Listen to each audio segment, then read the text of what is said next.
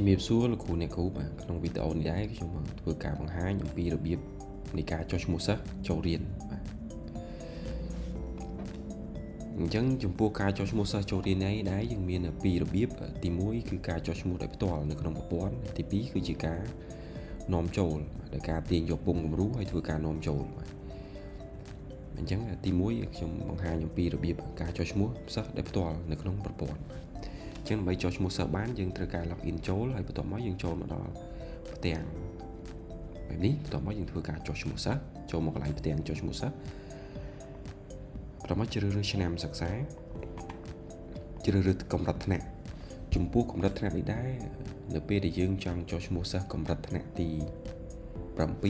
យើងត្រូវតែជ្រើសរើសកម្រិតទី7របាយការណ៍យើងមាន2ទី1របាយការណ៍ប្រវេសនការឈ្មោះទី1តើលោកស្រីចុះក្នុងរបាយការណ៍ណាអញ្ចឹងជាធម្មតាយើងចុះនៅប្រវេសនការដើមប្រវេសនការអញ្ចឹងយើងជ្រើសប្រវេសនការចំពោះការបរិច្ឆេទចុះឈ្មោះហើយនឹងការចុះឈ្មោះដោយអ្នកណាហ្នឹងគឺប្រព័ន្ធនឹងចាប់ដោយអូតូម៉ាទិកបាទអញ្ចឹងយើងចាប់ផ្ដើមចុះឈ្មោះបាទចំពោះសិស្សដែលនៅទីនេះគឺសិស្សដែលធ្លាប់បានចុះឈ្មោះពីកន្លងទៅបាទអញ្ចឹងដើម្បីចុះឈ្មោះនៅក្នុងប្រព័ន្ធបានលោកស្រីត្រូវចុចនៅលើកន្លែងសញ្ញាបូកនេះបាទពាក្យថាបន្ថែមថ្មីបាទអញ្ចឹងយើងនឹងឃើញ2ទី1សិស្សថ្មីបាទចំពោះសិស្សថ្មីនេះជាសិស្សដែលមិនធ្លាប់បានចុះឈ្មោះនៅក្នុងប្រព័ន្ធ SDS បាទបានន័យថាគាត់អត់ដែលចុះក្នុងប្រព័ន្ធ SDS ទេអញ្ចឹងយើងចុចលើសិស្សថ្មីចំពោះសិស្សមានលេខកូដគឺជាសិស្សដែលធ្លាប់បានចុះឈ្មោះក្នុងប្រព័ន្ធ SDS ហើយប៉ុន្តែគាត់បានធ្វើការបោះបង់នៅក្នុងសាលាណាមួយបាទអញ្ចឹងគាត់ប្រកាសជាមានលេខកូដសិស្សចាស់របស់គាត់អញ្ចឹងយើងចុចលើកន្លែងនេះមកយើងតម្រូវឲ្យដាក់អត្ថលេខសិស្សអញ្ចឹងគាត់នឹងមានអត្ថលេខសិស្សចាស់អញ្ចឹងពេលដាក់នឹងទៅព័ត៌មានដែលគាត់ចុះឈ្មោះកន្លងមកនឹងត្រឡប់មកវិញបាទក្នុងវីដេអូនេះខ្ញុំបង្ហាញពីការចុះឈ្មោះសិស្សថ្មីអញ្ចឹងយើងជ្រើសរើសសិស្សថ្មីបាទអញ្ចឹងយើងនឹងចេញផ្ទាំងថ្មីមួយទៀតពីការចុះឈ្មោះសិស្សចូលរៀនថ្មីចំពោះអត្ថលេខ SDS ប្រព័ន្ធនឹងធ្វើការបង្កើតឡើងដោយស្វ័យប្រវត្តិបាទដោយមិនមានជាន់អត្ថលេខគ្នាទេបាទអញ្ចឹងយើងអត់អាចពេញបានទេអត្ថលេខសិស្សនៅទីនេះគឺជាអត្ថលេខសិស្សតាមសាលានីមួយៗដែលលោកស្រីតែងតែបង្កើតជូនសិស្សបាទអញ្ចឹងក្នុងករណីដែលបើមានអាចពេញឲ្យហើយប៉ុន្តែបើមិនមានទេអាចចាំដំណាក់កាលបន្ទាប់ចាំពេញក៏បានអញ្ចឹងនាមតកូលថាសុខសាមឧទាហរណ៍ភេទប្រុសចំពោះថ្ងៃខែឆ្នាំកំណើតលោកស្រីអាចជ្រើសរើសនៅទីនេះឬក៏វាយបញ្ចូលតែម្ដងអញ្ចឹងចំពោះការវាយបញ្ចូលសូមប្រើសញ្ញាដក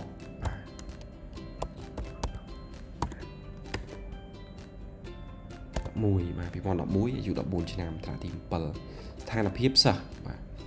គឺយើងមានសិស្សថ្មីគឺជាសិស្សឆ្លងភូមិសិក្សាបាទអញ្ចឹងបានន័យថាសិស្សថ្នាក់ទី6ចូលថ្នាក់ទី7អញ្ចឹងយើងសិស្សថ្មីសិស្សថ្នាក់ទី9ឡើងថ្នាក់ទី10គឺជាសិស្សថ្មីដែរបាទសិស្សទី1ក៏ជាសិស្សថ្មីបាទអញ្ចឹងចំពោះថ្នាក់ទី7គាត់ជាសិស្សថ្មីបាទស្ថានភាពគឺសិស្សមិនផ្លាស់ចូលក្នុងករណីគាត់ជាសិស្សផ្លាស់ចូលសូមជ្រើសរើសផ្លាស់ចូលតែបើមិនមែនផ្លាស់ចូលសូមជ្រើសរើសមិនផ្លាស់បដូរចូលបាទជនជាតិដើមភាគតិចអញ្ចឹងបើគាត់មិនមែនជាជនដើមភាគតិចទេលោកស្រីអាចយកបានមិនមែនជាជនដើមភាគតិចពិការភាពបើគាត់ពិការភាពសូមជ្រើសរើសពិការភាពបាទបញ្ហាសុខភាពបើមិនមែនទេបើមិនមានទេគឺសូម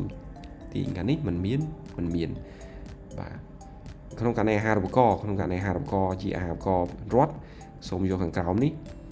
NSIF នេះបាទអញ្ចឹងគាត់ទៅជាអាហារូបករណ៍ហ្នឹងហើយយើងអាចជ្រើសរើសលើសពី1បានបាទអញ្ចឹងយើងមានចុះឈ្មោះបន្តឬក៏ចុះឈ្មោះអញ្ចឹងចំពោះចុះឈ្មោះបន្តយើងអាចចុចហើយបន្ទាប់មកយើងធ្វើការចុះឈ្មោះម្ដងទៀតប្រព័ន្ធ save ហើយយើងចុះឈ្មោះម្ដងទៀតអញ្ចឹងខ្ញុំចុចចុះឈ្មោះបន្តបាទអញ្ចឹងប្រព័ន្ធរក្សាទី1ជោគជ័យហើយ save បាទអញ្ចឹងយើងអាចចុះឈ្មោះបន្តទៀតប៉ុន្តែខ្ញុំអត់ចង់ចុះឈ្មោះបន្តទៀតទេអញ្ចឹងខ្ញុំចុចបិទទៅបាទនេះសិស្សសុកសានដែលយើងធ្វើការចុះឈ្មោះមុននឹងបាទអញ្ចឹងគាត់បានចុះឈ្មោះហើយដែលមាន ID អត្ថលេខក្នុង SDS ប៉ុណ្ណេះ បាទឈ្មោះនេះ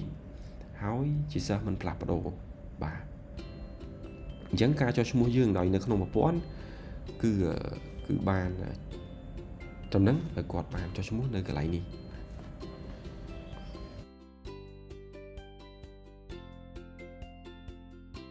បន្ទាប់ពីយើងបង្ហាញពីការចុះឈ្មោះផ្ទាល់ក្នុងប្រព័ន្ធយើងមកដល់របៀបទី2គឺការចុះឈ្មោះដោយទាញពុម្ពគំរូពីក្នុងប្រព័ន្ធជា Excel ដើម្បីនាំចូលបាទអញ្ចឹងក្នុងរបៀបទី2នេះដែរគឺយើងតម្រូវមកចូលកន្លែងចុះឈ្មោះដូចគ្នាបន្ទាប់មកជ្រើសឆ្នាំសិក្សាជ្រើសរើសថ្នាក់ហើយជ្រើសរើសបាយការណ៍ដូចគ្នាហើយយើងចាប់ផ្ដើមចុះឈ្មោះដូចគ្នាប៉ុន្តែយើងអត់ចុចនៅលើកន្លែងសញ្ញាបូកនេះទេគឺយើងតម្រូវឲ្យមកទាញពុម្ពគំរូជា file Excel ដើម្បីធ្វើការនាំចូលអញ្ចឹងដើម្បីទាញពុម្ពគំរូបានលោកស្រីត្រូវមកចុចកន្លែងទាញពុម្ពគំរូនេះបាទទាញពុម្ពគំរូបាទនោះប្រព័ន្ធនឹងធ្វើការ download ពុម្ពគំរូចុះឈ្មោះបាទនេះគឺជាខ្ញុំ download ពីមុនបាទចំពោះពុម្ពគំរូនេះជា default នៅក្នុង Google Chrome គឺទាញទៅកាន់កន្លែង folder download បាទអញ្ចឹងខ្ញុំចុចមើលទៅបាទដោយសារផងខ្ញុំប្រើនេះជា folder download របស់ខ្ញុំអញ្ចឹងពុម្ពគំរូចុះឈ្មោះទី8របស់ខ្ញុំនេះខ្ញុំបើកបាទនេះជាពុម្ពគំរូចុះឈ្មោះដែលធ្វើការទាញយកពីក្នុងប្រព័ន្ធបាទអញ្ចឹងបន្ទាប់ពីយើងបានពុម្ពគំរូនឹងហើយ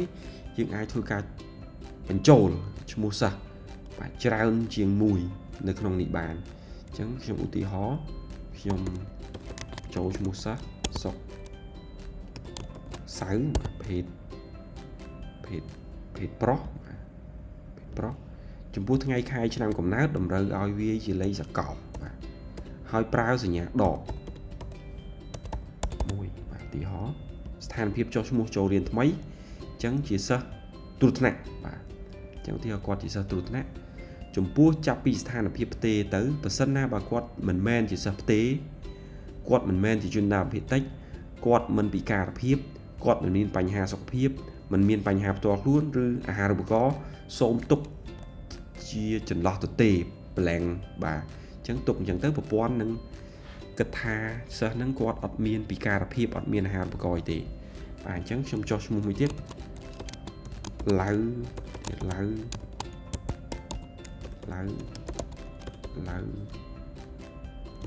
ធានីឧទាហរណ៍ស្រី10 2011បាទអញ្ចឹងបើគាត់ជាសិស្សថ្មីយើងដាក់សិស្សថ្មីស្ថានភាពផ្ទេបើគាត់ជាសិស្សផ្ទេយើងអាចចុចផ្ទេមកផ្លាស់ចូលអញ្ចឹងបើគាត់មិនមែនជាជនដើមភាគតិចយើងទុកចន្លោះចោលទៅមកបាទអញ្ចឹងវាលីណាចាអញ្ចឹងមកទីហោប្រុស12 10 2011ឧទាហរណ៍បាទជាសិស្សថ្មីសិស្សអត់ផ្ទេទេប៉ុន្តែគាត់ជាជនជាតិភាគតិចយើង select មកឧទាហរណ៍ចារាយបាទអញ្ចឹងបើគាត់មិនមានពិការភាពអីទេយើងទុកចោលប៉ុន្តែបើគាត់មានបញ្ហាសុខភាពយើងអាចមក select មកមានបាទតោះមកយើងធ្វើការ save ទៅបាទខ្ញុំ save as ទៅទុកកន្លែង desktop ដើម្បីសួរលោកបាទអញ្ចឹងខ្ញុំដាក់ថាបាញ់ជីឈ្មោះសិស្សថ្នាក់ទី7បាទខ្ញុំ save នៅលើ desktop របស់ខ្ញុំហើយនៅក្នុងថ្នាក់ទី7បាទអញ្ចឹងរួចរាល់អញ្ចឹងយើងត្រឡប់ទៅកន្លែងយើងនេះវិញបាទអញ្ចឹងយើងមកកន្លែងដើមវិញអញ្ចឹងយើងត្រូវជ្រើសរើសដំណើរការថ្នាក់រៀនឲ្យត្រឹមត្រូវប្រវេសនការឲ្យត្រឹមត្រូវតាមកម្រិតថ្នាក់បន្ទាប់មកយើងធ្វើការនាំចូលពុម្ពគំរូដែលយើងបានរក្សាទុកមិញអញ្ចឹងដើម្បីនាំចូលយើងចុចកន្លែងនាំចូលខាងក្រោមនេះបាទបន្ទាប់មកទៅដោយសារខ្ញុំ save លើ desktop បាទអញ្ចឹង desktop បញ្ជីឈ្មោះសិស្សថ្នាក់ទី7បាទអញ្ចឹងខ្ញុំមួយនេះអញ្ចឹងបន្ទាប់មកខ្ញុំចុច open អញ្ចឹងប្រព័ន្ធនឹងបញ្ជាក់ឈ្មោះម្ដងទៀតដើម្បីខ្លាចក្រែងថានាំចូលខុសអញ្ចឹងបាទអញ្ចឹងយើងចុចបញ្ជាក់ថាត្រឹមត្រូវអញ្ចឹងត្រឹមត្រូវប្រព័ន្ធនឹង បញ្ហាញថាបញ្ចូលដោយជោគជ័យបន្ទាប់មកនឹងប្រាប់ថាចំនួនសិស្ស3នាក់ត្រូវបានចុះឈ្មោះជោគជ័យបាទនេះលីណាចាឡៅធានីសុកសៅបាទដែលគាត់បានស្ថិតនៅក្នុងកន្លែងចុះឈ្មោះបាទ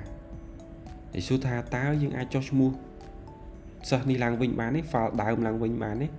ជាន់គ្នាបានទេបាទប្រព័ន្ធគឺនៅពេលដែលយើងចុះឈ្មោះសិស្សដែលធ្លាប់នាំចូលរួចហើយបាទក្នុងប្រព័ន្ធនឹងចេញ error បាទប្រាប់ថាទិន្នន័យនោះគឺមានរួចហើយចេញ highlight ពណ៌ល្មៀតពណ៌លឿងបាទដែលពណ៌លឿងនោះបញ្ជាក់ថាកំណត់ត្រាជាន់មានរួចហើយបាទអញ្ចឹងយើងមិនអាចចុះឈ្មោះដែលមានឈ្មោះដូចគ្នាភេទដូចគ្នាថ្ងៃខែឆ្នាំដូចគ្នានៅក្នុងសាលាតែមួយដូចគ្នាបានទេអត់ចូលទេបាទគឺមានបញ្ហាបាទអញ្ចឹងបន្ទាប់ពីចុះឈ្មោះរួចហើយទាំងចុះឈ្មោះក្នុងប្រព័ន្ធទាំងចុះឈ្មោះដោយធ្វើការនាំចូលយើងអាចធ្វើការដាក់គាត់ចូលទៅក្នុងថ្នាក់រៀនមួយតង់ទៀតអញ្ចឹងឧទាហរណ៍ខ្ញុំអាចដាក់សិស្សម្នាក់នេះលីណាចាបាទអញ្ចឹងយើង select គាត់មកបន្ទាប់មកយើងចុចដាក់ទៅក្នុងថ្នាក់រៀនសូមបញ្ជាក់ដែរចំពោះការដាក់ចូលទៅក្នុងថ្នាក់រៀនគឺគណនេយ្យនាយកជាអ្នកដាក់ចូលបាទចំពោះគណនេយ្យគ្រូបង្រៀនគឺមានសិទ្ធិត្រឹមតែជួយចុះឈ្មោះទេចំពោះការដាក់ចូលទៅក្នុងថ្នាក់រៀនគឺតម្រូវឲ្យនាយកសាលាបាទអញ្ចឹងយើងមក select ហើយដាក់ចូលថ្នាក់រៀនចំពោះថ្នាក់រៀនយើងបានបង្ហាញចំពោះការដាក់ចូលថ្នាក់រៀនគឺយើង select ចំពោះការដាក់ចូលថ្នាក់រៀននេះគឺយើងមាន2គឺដាក់ចូលថ្នាក់រៀនថ្មីបាទអញ្ចឹងក្នុងករណីលោកស្រីមិនទាន់បង្កើតថ្នាក់រៀនទេអញ្ចឹងក៏អាចដាក់ចូលទៅក្នុងថ្នាក់ថ្មីថ្នាក់ទី7ហើយឧទាហរណ៍ថ្នាក់ទី7កបាទតែដែលឡែកដោយសារតែសាលាខ្ញុំនេះបានបង្កើតថ្នាក់រៀនរួចហើយអញ្ចឹងខ្ញុំចូលទៅកន្លែងថ្នាក់រៀនដែលមានស្រាប់អញ្ចឹងថ្នាក់ទី 7A បាទអញ្ចឹងខ្ញុំកំណត់ឲ្យបាទអញ្ចឹងសិស្សម្នាក់ត្រូវបានរៀនទៅក្នុងថ្នាក់ទី7ក៏ជោគជ័យបាទហើយចំពោះការដាក់ថ្នាក់នេះយើងអាច select ម្ដងទាំងអស់ក៏បានឬក៏យើងអាច select ពី3នេះយើងដាក់ចូលទៅថ្នាក់រៀនដែលមានស្រាប់អញ្ចឹងខ្ញុំដាក់ទៅថ្នាក់ B ម្ដងអញ្ចឹងកំណត់ឲ្យទៅថ្នាក់ B បាទអញ្ចឹងដាក់ទៅថ្នាក់ទី7ដែលជោគជ័យអញ្ចឹងបាត់អស់បាទអញ្ចឹងចំពោះវីដេអូការចុះឈ្មោះសិស្សហើយនឹងដាក់សិស្សចូលទៅក្នុងថ្នាក់រៀនគឺបានបញ្ចប់តែប៉ុណ្នេះហើយក៏សូមអភ័យទោសចំពោះកំហុសឆ្គងពាក្យពេចន៍លឺលួសណាមួយបាទអញ្ចឹងសូមអរគុណលោកគ្រូអ្នកគ្រូដែលបានតាមដានពីដើមវីដេអូរហូតដល់ចប់បាទសូមអរគុណ